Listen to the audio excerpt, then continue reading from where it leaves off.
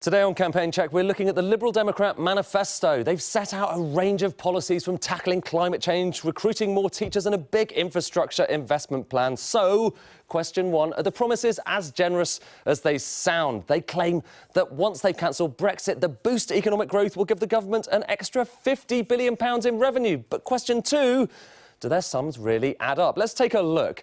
And here are their plans. You can see here, the top bar here shows you how much they want to raise in revenues. On the bottom, how much they plan to spend. And you can see there's more revenues than there is spending. The top bar is longer than the bottom bar. That means they get a current surplus.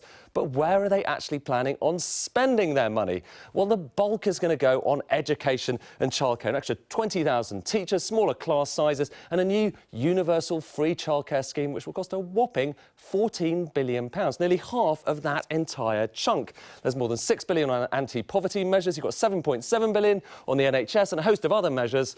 Sounds like a lot, doesn't it? But here's the thing, it might not be quite as generous as it looks. And to see why, look at the top bar. Next to that Remain bonus, we'll get to that in a second. The green bit is the Tories' spending round from earlier this year. You remember, more NHS spending, more police officers and so on. Well, instead of putting all of their spending on top of that, the Lib Dems are effectively cancelling that spending round and starting all over again. It's a little bit odd. So in some areas, like education, they seem to go further than the Tories, but in some areas, they may actually be spending less. And actually, the majority of the revenues, this bar on the far right-hand side of that top bar, you can see that's new tax increases. So a penny on income tax, CGT measures, even a new duty on legalised cannabis.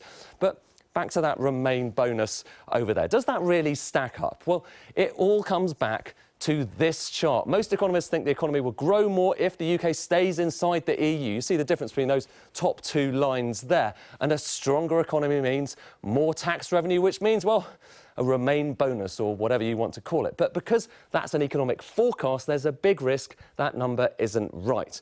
But actually, that bonus is only a relatively small fraction of their fiscal plans. And it's not even the most surprising thing in their manifesto, which is actually rather more austere than it looks. And in some areas, they may end up being even more austere than the Tories.